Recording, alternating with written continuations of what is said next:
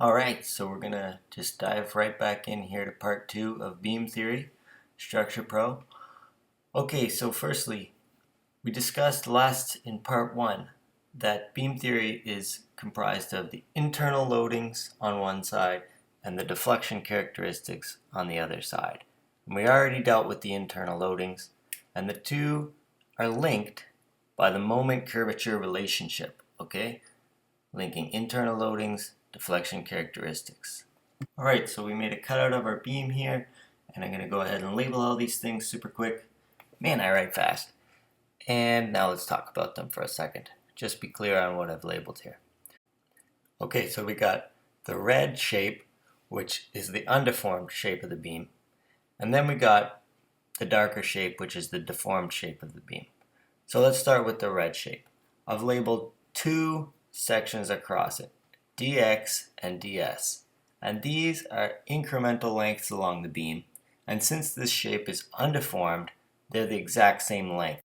So ds equals dx. And y is the distance from dx moving upwards to ds. Next, we have our deformed shape. So notice the blue arrows, that's basically the moment which is deforming the red shape into this darker shape. We notice that the top, because it's in compression, look at the arrows, is getting squished and the bottom is getting stretched out. Okay. As a result, we now have dx, which is unchanged because it's right in the middle, not getting squished or pulled, and we have ds prime. Because ds prime is above dx, it's actually getting squished.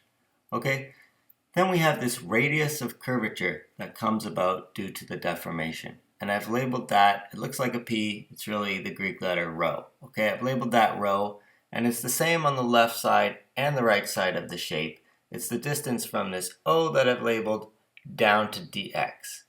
And as a result of the deformation, there's this incremental angle d theta. So that's everything that's labeled. So the first thing to note is that the length of an arc segment of a circle is equal to the radius of that circle times the angle between the start and the end of the arc segment. So we have dx equals ds equals rho d theta. Okay, so it's just the radius times the angle d theta. That means that ds prime is rho minus y, this shorter radius, times d theta. So because the length of ds changed from ds to ds prime, we can talk about the strain on ds. So the strain is equal to the change in length divided by the original length. So ds prime minus ds over ds, which can also be written, based on what we've said, as I'm writing it right here. I'll spare you the verbals of that. But it simplifies to negative y d theta over rho d theta. And I guess you can take the d thetas out of there if you'd like as well. Now to further simplify this, we're going to take a pause here and move over to the left. Here we're going to write down Hooke's law, just that epsilon is sigma over E. And we're also going to write down the flexure formula, which can be written mc over I or my over I. We're just going to rearrange that. 1 over y is negative m over sigma I.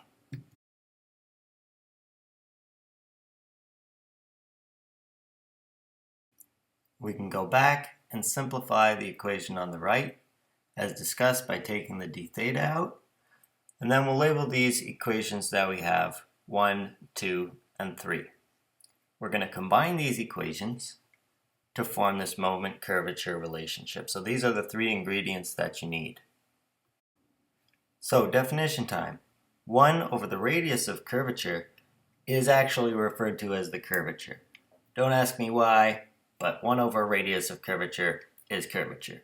Substituting epsilon is sigma over E into equation 3 gives that the curvature is negative sigma over EY. Then bringing equation 2 into it, we can write that the curvature is m over EI. And this is really what we were after. We have now this expression for the curvature. Curvature is m over EI. So we've actually linked the deflection to the internal loading.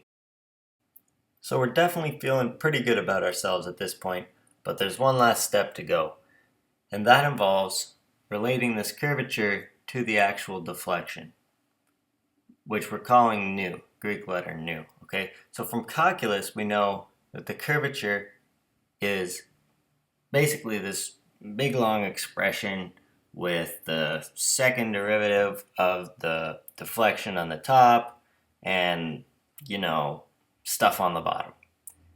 Problem is, it's really ugly and hard to solve. So we're going to assume that the change in deflection over x, which is the slope of the beam, is small. This is one of our main assumptions in the Euler-Bernoulli beam theory. And assuming that, we can basically, this whole term in the bottom just becomes 1, because 1 plus a really small number is pretty much 1, and 1 to the 3/2 is pretty much 1. So we come up with that the curvature is the second derivative of the deflection, which is fantastic. Now we can say that the second derivative of the deflection is m over ei.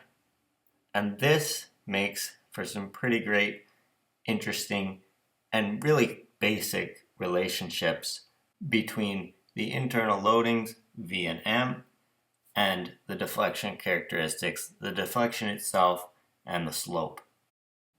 Alright, so we've gotten our heavy lifting out of the way. Now let's just take the chance to look at some of these relationships we've derived. So that key one on the left side I've underlined, that's the one we directly got. And from part 1, we can actually relate the shear and the loading also to the deflection as the third and fourth derivative of the deflected shape. So if we start with loading, we have to integrate down to get the deflected shape. We integrate once, we get shear, and we can solve for the integration constant using our support conditions, which allow us to solve for our reactions. In this case, for the shear, the integration constant is equal to P over 2. And yeah, we can keep integrating on down. After shear, we go once more, we get moment. We go once more, we get the slope, and finally the deflection. And we can see the order of these equations increasing because we're integrating. Just written down our sign convention down in the right-hand corner here. That's the one that I always go with. You can change it if you like. You just got to be aware that some signs might switch around in your equations. And so now let's just see where the different components of a problem show up in these equations. So firstly, the material. Material shows up in E, right? Your material has a stiffness. If we're assuming a linear elastic material, that's really all the material does. Geometry shows up with I. That's the geometry of your cross-section. Your supports, as we've talked about, they give you your boundary conditions, which solve for integration constants. And of course, your loading, that's Wx. That's what you're starting with up at the top. It'd obviously be a lot easier if we were just given a deflected shape and we were told to find the loading, right? Derivations are a lot easier to make than integrations. Okay, now, time for some examples, okay? So I'm going to post a few more videos with some examples using this information we learned. And I know you like that bubble letter action. So that ends the two-part series, I guess you could say, on beam theory. Appreciate you watching, and we'll see you next time. Feel free to leave any questions or comments below, okay? Thanks, folks.